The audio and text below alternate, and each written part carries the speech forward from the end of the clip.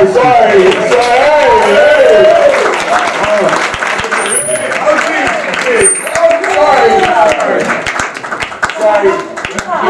Good to see you. It's hard for me to walk in these heels. Whoa!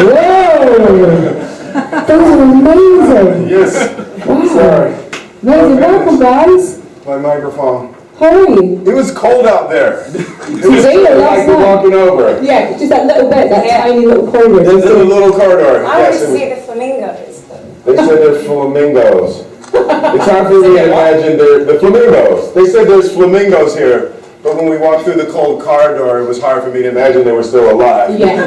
They're like statues for the winter. Yeah. They defrost when spring hits. Oh man, sorry. They called. Thank you for being here. No, we're very happy to be here. Amount of people here who are going to ask you some questions. I'm going to start off selfishly though. I know many of these people. I've seen them for years. Yes. No touching. Thank you very much. I want to know what was the thing that first interested you about this whole project? The impetus to make focus. That's a big word. You know that? Source that It doesn't have my so I want to say impetus tomorrow. You know, I love the work of John and Glenn, the directors. They did Crazy Stupid Love, and I love that film. And when I read Focus, it was so interesting because it's so many different kinds of movies. They like completely ignore genre.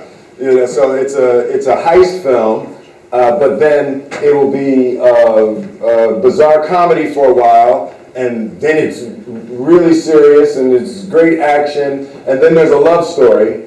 As you were aware, there's a love story in the film. Yeah, there's a wonderful love story at the center of the film. So I just love how many different styles and flavors that they would demand of the actors, you know. And we would be in scenes sometimes. You're like, so this is serious, right? It's like, yeah, but have fun with it, and you just get to go through so many ranges of the spectrum. Well, they write really well for women as well. They write great female characters, I think, as well. They do. And like Will was saying, they said at the heart of it was a love story. So, there was a lot to do for Jess in that sense, because halfway through she's a woman scorned and kind of transforms her after that. So, they develop it really well. She has a great journey, though. And I imagine that was fun to bring to life. Yeah, it's really nice to have a character that has one starting point and is a totally different person by the end of the film. It's kind of nice to play with that, so I was lucky. Who do you think's in control by the end of the film? More in control between the two? Who's in charge? Who's in charge? Yeah, I think it's pretty obvious. It's pretty obvious. It's pretty obvious. She's tiny. No. It's kind of like on the set, just like on the set. Well, I heard that when you kind of arrived on set, that you had this amazing confidence and kind of. I'd call it bossiness more than confidence. No, the thing about Margot, she is absolutely certain of who she wants to be and what she wants to do. But she's absolutely certain of who she wants you to be and what she wants you to do too. So that was fun in the scenes. And she would say, no, not like this. I'm sorry, hold on one second. I made a couple movies, Margot. I have some ideas too. I bet you quite like that. No, you know what's great? She's right most of the time, which is fantastic, right? 90% of the time, if something doesn't feel right to her in a scene, it's correct, but I'm a man, I gotta go against it anyway. But her instincts are really brilliant. She can't always say why it doesn't feel right. She just says, just do it the way I said. So I learned to do that. But it was really, really fun working with someone with that level of instincts that was so different than my own. Did you guys get much of a chance to improv on this film, or was it kind of sticking to script for the whole? I feel like we improved quite a bit, which is surprising because there are so many plot points that we obviously had to hit in each scene, or hit to a certain degree, or hide to a certain degree. So it shouldn't have left much room for improv, but the guys still really encouraged it. Is there one scene that sticks out for you that was that was a kind of really good example of you guys the getting end to it? scene. The end scene, oh my Because goodness, when we yeah. did that end scene, I don't want to ruin it for people who haven't seen it, but when we did the end scene, it's quite dramatic, but there were takes where we were just like in hysterics. Yeah. And when you watch it, it's It looks like it makes sense. Yeah. But what's really great, what they do that's fantastic is they create a set where everyone's involved. So they get what they want and you're rolling, and they'll let anyone yell out a line, like, you know. If it's funny, like if someone it's funny, should say somebody just yells something out Yeah. that's funny. Say, oh yeah, Margot, say that. Somebody, the grip says, hey, he should say, you know, you're like, oh, hey, Will, yeah, that's funny. Say that. So it's like this real great. It's good though. family. Everyone's in it together. Everyone's working towards the same goal. It was a little awkward for me in the love scene, but other than that, Will, put your leg up. Hey man, I've done this before. Okay, questions from you guys. Let's start with this side. Lee, you feel comfortable to start with? Yes, absolutely. That's Stand my up. girl. That's my girl. Wait for the microphone. Okay. Tell everyone who you are. Yeah, I was just going to say. My name is Rita, I'm still from Finland. Hi again. I just wanted to know, was it difficult to learn these tricks, and have you been robbed? And how, if you have been robbed, how did it feel? It didn't feel like anything because I didn't notice I was being robbed at the time. I've been pickpocketed very effectively, and I've been blatantly robbed, so that I was aware of. Margot gets robbed all the time. I'm like, how do you manage to get robbed? Because I'm not so 6'3" much? and Yes, it's like, I'm an easy target. she grew up in Australia where like people are nice all the time. So I was like, when I leave the house, 5% of my money's in my sock, another piece in the bag, put some under your arm. Like you split all your stuff up because you know you're gonna get robbed. And how difficult were the kind of the tricks, I guess, the trade to learn? It's a lot harder than it looks. Yeah. The more you understand about it, the easier it gets. So the more you look into the psychological side of it, the more the physical side makes sense. Because you, to begin with, can't believe that you could steal something in plain sight. You're just like, they will catch me. There's no way I'm going to try that. But if you, and Apollo Robbins, who I think you've all met, when he explains, distraction and things like that, it makes the physical side of stealing a lot easier. You tried it on mates and stuff since? I have, yeah. Right. No, but what's really great though is the psychological side for me, the human behavior side. You just can't imagine that a human brain is that feeble. Like we think that we're aware and we're paying attention and we think we're on top of things, but right now everyone's looking this way. Anything could be going on over there, and the more attention we put forward, it's just completely blind. You have such huge blind spots. Apollo showed us a video, a surveillance video at a fight, right? Yeah. You saw the fight where the second the fighter gets knocked down, the whole crowd cheers, and he goes in and he shows us 30 people pickpocketing at the point that they got. And I'm like, oh my God! Like, how many times have you been in a fight and going, yeah! And the people that sit and they wait for that moment of complete distraction and right into your bag, right in, and he's going around. I'm like, this is insane. People don't even know that this is happening around us. Right, next question. We just made 400 pounds. Yeah, Paul's like working his way around the back here. He thought he'd go, he's here. Can you stand up, sir, please? Yeah, sure. Hi, I'm Mark O'Connell from film-reviews.net. So since you've learned how to sort of read people more and do all these tricks, have you been to Vegas? Have you tried your skills out? Yeah, well, I went to Vegas with Apollo, which is a different way to go to Vegas. Well, first of all, because nobody allows you to go in anywhere with Apollo. So like, no, he can't come in here.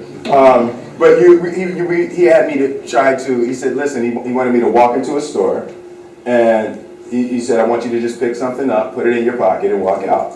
And what you realize is it takes such courage to even try to, because I'm like, I'm Will Smith, like, it's like, that's a pretty good distraction. So, Surely he's like, hi, They're just like, have it, hey, have it, take it. But it's terrifying. It takes such absolute ice water in your veins to put your hand in somebody's pocket or grab something and take it. But it is.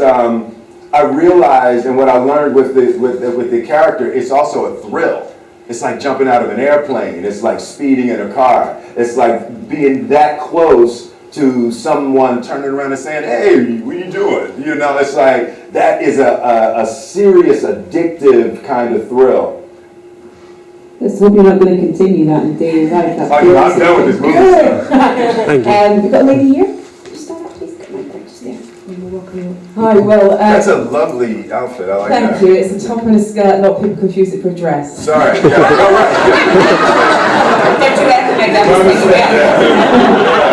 He did just say outfit. I'm sorry. Security. My name's Kim. I'm from IGN.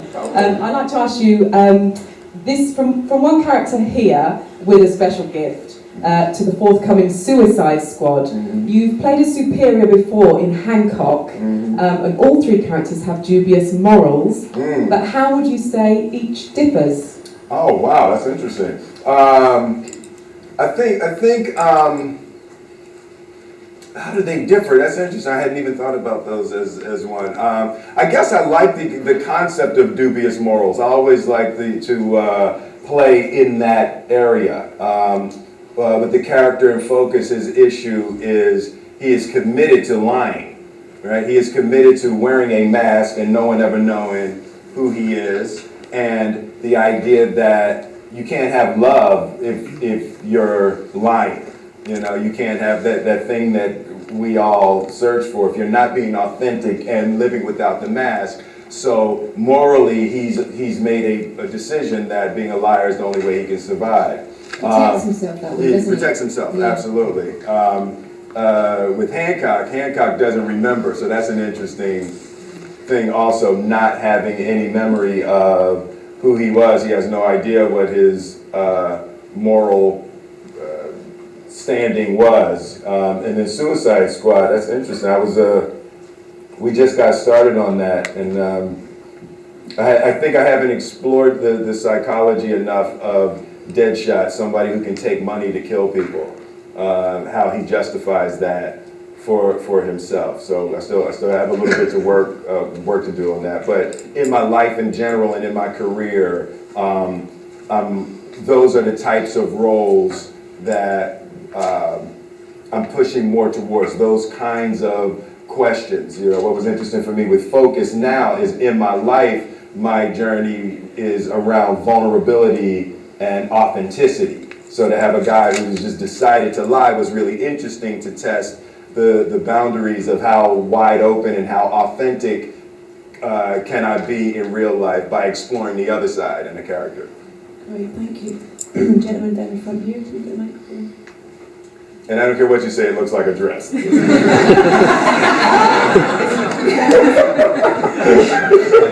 Maxwell Hubbard, Filmoria. Just wanted to talk to you about the on-screen chemistry. It was fairly electrifying at times. What was the key to that success, or how much of Adrian Martinez had anything to do with that? Yeah. Potty mouth. That was a good laugh right there.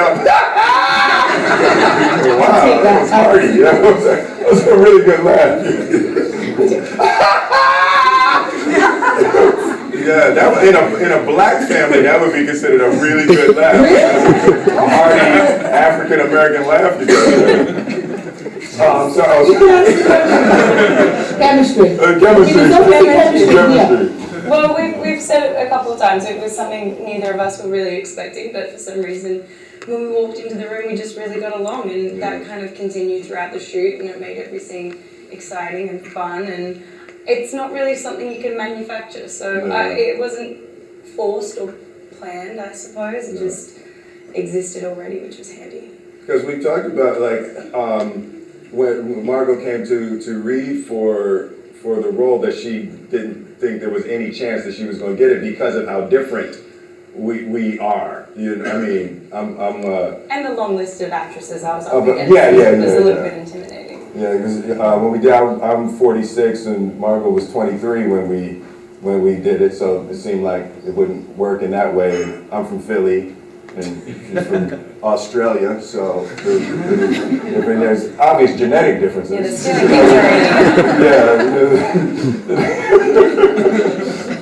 But for some reason it just worked perfectly. You know, when you see it on screen, none of those questions come up.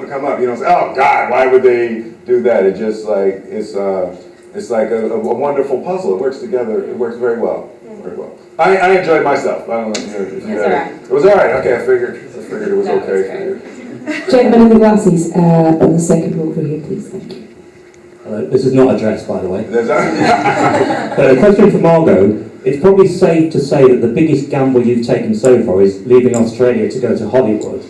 What gave you that impetus? You must feel really welcome, considering the company you're keeping now. And also, if I may ask, can you tell us anything at the moment about the film you're going to be making with Tina Fey? Currently filming that with the writer-directors of Focus are directing the Tina Fey, Untitled Tina Fey project, as it's now called.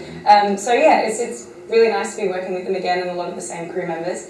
What was the first part of that question? He used the word impetus. I don't know what the question was. Impetus was my word for this.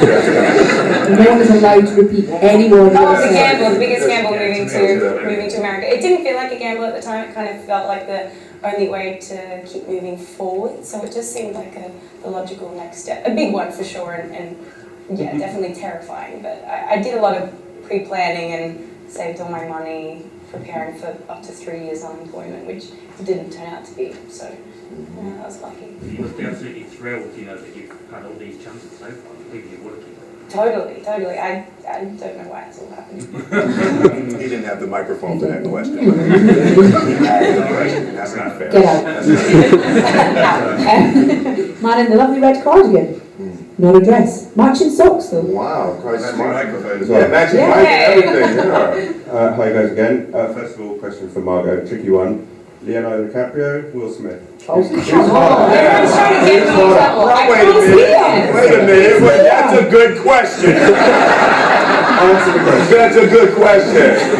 Your Honor, will you please instruct the witness to answer the question? Answer the question. I can't win with this. Either way, I'm going to get in trouble. Okay, and then what did you take from working with the very hot Will Smith? Well, you know, something I took from both of them, and they actually have a few things in common. They have extremely huge profiles, but on set... But one of our profiles is huger than the other.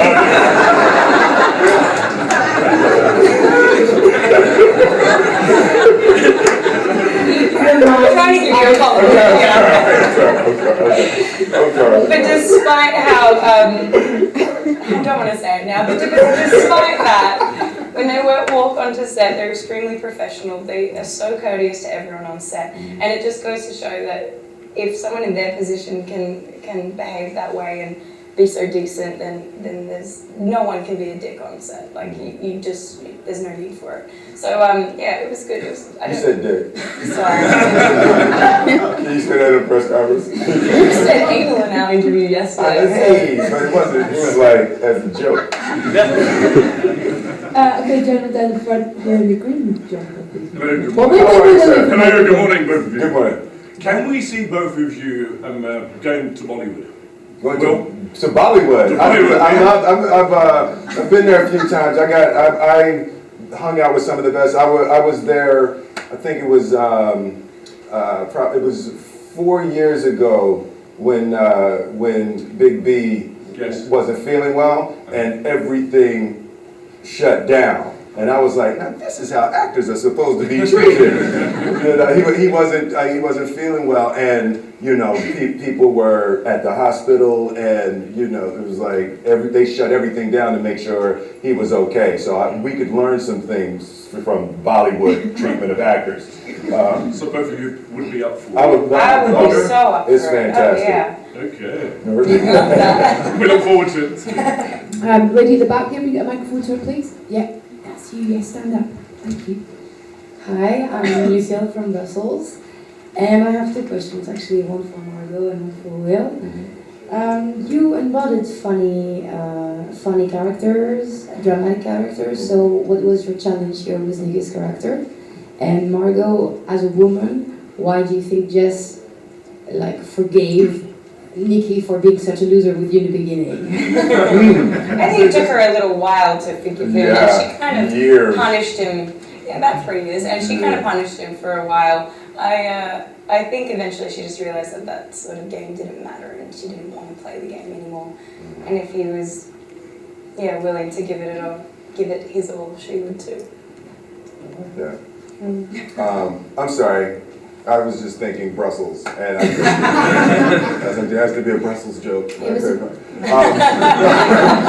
wasn't listening to the question. I don't know, repeating it. No, you said, funny. You said about being funny. Yes, Yeah, you I said said about funny being words, you have been funny, you have been Being funny. dramatic. You know, I think with this character was really great, and with these directors, it's not straightforward funny. It's like, it's dead serious, and then they manage to figure out how the situation makes it funny, and that's very different from me. You know, I'm from the American sitcom school, right? You know, so for me, you do not make people have to guess whether or not it's funny. You know, you go really hard at it. So it was a little bit of a different tonal quality for me that was fun to play. And it always felt like I wasn't doing anything.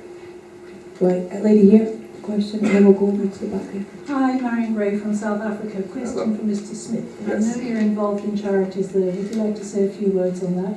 And have you bought your house yet? No, that was I was involved with the 46664 Nelson Mandela's Foundation, and there was an interesting. We launched MTV on the continent of Africa. So probably about a decade ago, 12 years ago, we launched MTV with Nelson Mandela's Foundation, and that was one of the most fantastic experiences of my career.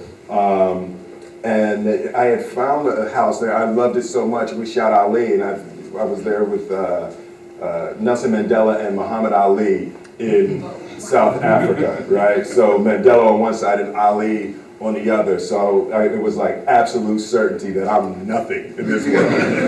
You know? So I was sitting there with them, and I found a house in Durban. I think it was 2000. It was right before 9/11. And just after 9/11, I thought it was, as an American, I thought that was a bad time to be moving. So we never got the place down there. Okay, over here. Gentleman right at the back first with it. You keep standing up. Yeah. Hi! Hey, I'm Mohammed from Mark's Meat. Hey, what's up? I'm not with an Ali though. All right. Last night, she asked you, Edith Coleman, that what? Mademoiselle? That lady asked you. She asked Margaret, has she ever seen Fresh Prince of Bel-Air? And you said no. How does that make you feel? Well, and... Don't bring it up again. I think this is a fantastic time to discuss it. And Margaret? Talk about this after. Christmas present, Will. And Margaret? Present, the box set. The box set. Okay, yeah. And Margaret, who's a better dancer, Alfonso or Will? See, Will is the greatest dancer there. See, there you go. Without hesitation. Just in front there. Yeah. Hi, Adam from Entertainment Wise. Mark, we were just saying about your instincts on the set. There's such a shortage of women directors in Hollywood. Is that something you'd be interested in going into? Yeah, definitely. It's something I plan on doing down the track. Yeah, she directed a big part of this one. I swear I'm not bossy in any other aspect of my life. It's just on set, that's all. And then we'll welcome you across here, please, gentlemen. Hi guys, Luke here from Wow 24/7. It's about your chemistry. I'm wondering, how much are you guys looking forward to reuniting for the Suicide Squad movie? And how are your characters and chemistry differ in that film compared to Focus? I'm really looking forward to it. I don't know what it's going to be character-wise, but... We don't know what our characters, what the relationship's really going to be. Is that a script yet? It's ever-changing. Yeah, but it's really cool. way that David Ayer works, it's all images, all ideas, and he holds the screenplay, and he just keeps sending you things about your character. He just wants you to be prepared for anything. So I think we're going to be allies for sure. yeah, we're definitely allies. I really, we're not being secretive. We just actually don't know. Yeah, we actually, he only sends you your character's stuff, so you don't know what's going on with the other characters and things. Okay. I think he wants it to come alive on set. When do you start that? April, yeah. Right, okay. Gentleman here. Pass the mic along here, please. Thank you. Hi, Darryl Smith from the Sunday Post newspaper. I don't want to admit this, having just said my name, but when I was 14, I stole a pornographic magazine from a newsagent. Really? And I just wondered. I could have guessed that. It was pre-internet. And I just wondered if you two have ever a similar story on your past where you've I sell pornos all the time. So if we have it, I can't share it. I'll get started. Why is it that you think that con men films, we still have the sympathy with the con artist as audiences?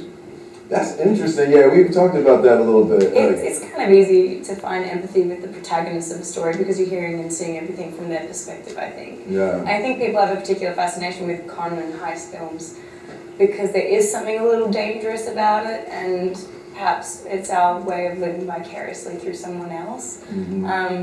I think there's also the idea that in these films, if you're going to steal something, you're stealing something from someone who has a lot, and most times it's someone who would be unwilling to share. So I just think deep inside of all of us, everyone kind of feels like the Robin Hood sort of feeling, and you'd love for when someone gets their comeuppance. Okay, a gentleman. Don't anyone use comeuppance in this? Comeuppance are mine for today. Just trying to run through as many as we can. Will Smith, if you have finished the movie and it's out and it's successful, everyone waits the next time for a movie which is even as good or better. Yeah. Isn't this a hard thing? How do you find your stories to have a brain trust? And the other thing is, in your movies you always have the most beautiful partners. Don't you have programs at home? That was very funny. The first part of the question is always trying to top what you did last time.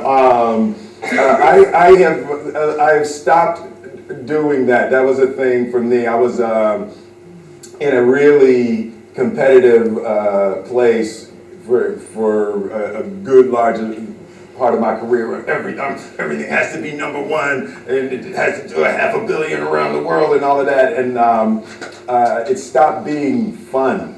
You know, it was a whole lot less fun, and now I've sort of settled into a place emotionally where I just want to create. I want to be with great people. I want to have fun and not concern myself with the outcome of the movie. Less goal-oriented and more path-oriented. And the other side is funny, but Jada found out that Margot was doing the movie, and we looked, and we go on the internet and we looked to see pictures of Margot, and she looked at Margot and she said, "You better get in the gym."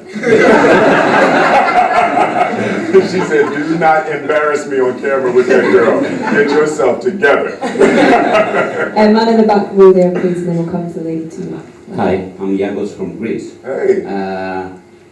After Focus, are you still trusting people? And is there a trust issue in Hollywood?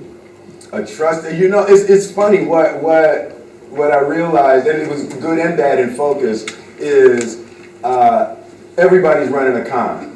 You know, and that was one of the first things that Apollo said. He said, when you think in these terms, you have to understand, every single person is running a con. Everyone wakes up in the morning, you choose your clothes, you choose what you say, you choose where you go, you're choosing everything not based on authentically who you are. You choose the things you choose to have the outcome that you want. You hide the parts of yourself that you don't like, you accentuate the parts of yourself that you do like, and then you just make up some things to pretend like you are, to pretend that you're certain things that you're not in order to achieve the goals.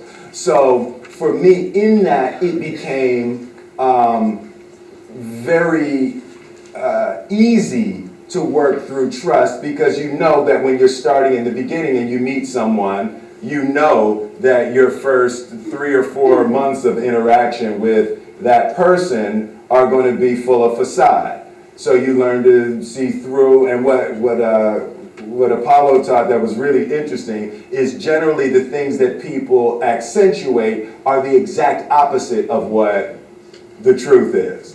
You know, so if a person like me, for example, I'm really loud and I'm out and all of that, so that's a sign that there is an insecure side. And the more loud and the more right that a person is, the more the 5-year-old little boy inside of there is scared and nervous. You know, the more that someone is sexy and does all of that, the more that you know that the other side of that is a part of what the truth of the inner psychology is. So it starts to be easier. You can trust people more, actually, once you're aware of that.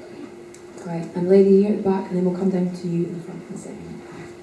Thank you very much, Celia from Spain. I have a question for you. If do you like to do gambling? Now that you have you learned some tricks, obviously it's not legal, but maybe the psychological thing, you can take advantage now after knowing that people are so predictable. And this is a petition, it's not a question. I mean, I see your faces, I see your bodies, I see even your teeth in a big screen. Please make us a favor, be together, just improve the human evolution. Wow. All right, well, we're going to get started on that. Well, you know, as actors, and when you're telling stories, a big part of that, if you get to the real core of it and you get to the most human part, that's what the attempt is. You're trying to create something that creates conversation, that creates a new way to look at the world, and the basis of storytelling is to transfer human ideas and wisdom. So at the core of that, the major attempt is always human evolution. Great answer. Lady in the front row, please. We get a microphone to her. Hi, my name's Harriet from Zoom Magazine. Stand up. Hello, Harriet. I'm Harriet from Zoom Magazine. If you were to pull off the ultimate con, I was just wondering, what would it be? And out of your celebrity friends, who would you want to tag along? Oh, wow. You've got more celebrity friends than I do. So pulling off a con, what would the con be? That's interesting. I don't know what the con would be that I would want to pull. To try and convince someone you're not Will Smith would be a pretty big Yeah, that would be a pretty big con. Well, that would be easy. I would just cover my ears. As soon as I cover my ears, I'm not Will. No, that is funny. It's like I'm all silhouette. People recognize me from around the corner. The little piece of my ear is sticking out around the corner. It's fantastic. It's an American thing too. People when you have the ears, me, Barack, Mickey Mouse. It's a thing where people just love the ears. You need a hat, Will Smith and Mickey Ears hat. Okay, can we go with the gentleman there and then the lady next to you? Hey guys, Will, question for yourself. You mentioned before about getting into the studio, working with Kanye West. Is there a possibility of potentially doing a world tour, or is that even plausible at all? And then Margot, I actually just wanted to ask as well, a couple of years ago, no disrespect to Ramsey Street, but look where you are right now. Do you have to pinch yourself and go, holy shit, how did this happen? I was pinching myself when I was on. I was on pinching myself when I was on Neighbours, and yeah, I'm definitely still pinching myself now. Each was equally as exciting at the time. Yeah. For music, oh yes, I went in the studio with Kanye a couple times. I don't know, just exploring. You know, he's pushing me a little bit, but I haven't. How did that rap you started writing? You're not. Why are you? I would just. Do you remember what I'm talking about? Though? Yes. So Margot's she's heard one or two things. That No, on the together. movie I was when we were filming, I was working. Stop you! Come on! I'm just curious what's happening with it. But I don't know what's happening with it. I haven't made the decision yet to make. So, but I always record. I've never stopped recording. So I always make songs and records, and I let Margot hear something, which obviously was a mistake. You always get such a great reception when you sing it. I know, it's so crazy. Did you do any gigs in London, Dublin? Oh yeah, no. If I can find something, I want to find that well. It's really hard. It's like you get rusty. So it's like I have thoughts and I have ideas. I have things that I want to say, but artistically and poetically, I can't get them to come out of my pen. So if Kanye has his way, I will definitely do some recording this year. Or Calvin, you did European Park last year in Scotland. With Calvin. Oh yeah. So Calvin, I was trying to get inspired. So I have people I go and hang with. I did a couple weeks out with Calvin Harris last year, and I'm just trying to find that thing. Gentleman in the front here. Oh, so you go first and pass it in the front. First, props to Jada, because you looked amazing. Oh my God. I think every girl would agree with that. But you mentioned the age gap, and I think, person of your age, you look amazing, but do you still feel that, there's women who get a lot of pressure to look good, but you as a man, do you feel that now at your age, there is a lot of pressure for you to maintain your fitness if you're going to be starting opposite women half your age? Yeah, it gets more and more difficult. I used to be able to eat whatever I want, and then in 6 weeks I could get in any shape I wanted to get into. But that's not the case anymore. We're around the 12 or 14 week mandatory training to do anything. But I love it. I enjoy the discipline of it. For me, working on your body is the beginning of everything. Your mind starts to work better, you're a better husband, a better father, a better friend, and life is just better when you care for your body at the highest level. Thank you. Gentleman in front, you can pass the mic. Hi, I'm on from Anonymous and DIY Film. My question is for Will. There's a great love story and back and forth between yours and Margot's characters in the film. As someone who's played a date doctor in Hitch, what do you think Hitch would have made of Nikki's efforts in this film? Oh my God! Yeah, Hitch wouldn't have worked with Nikki. I think that was for me part of the fun of this character. I worked so hard and so much reading and studying and marriage counseling and parental books, and I like doing all of that to figure out the right way. So to play a character who just does it all wrong, that just every step of the way, the most insane choices, and no spoiler alert, but the choice in the middle of the film, with Nikki and Jess is generally irretrievable. Like that's just a mistake that you'll never get beyond that one. And then after that, to realize that he's still in love, it's like, dude, what are you doing? But it was it's fun for me to play those things. But Nikki's a mess. Guys, thank you so much. That's all we've got time for today. Huge round of applause, please, for Margot as well.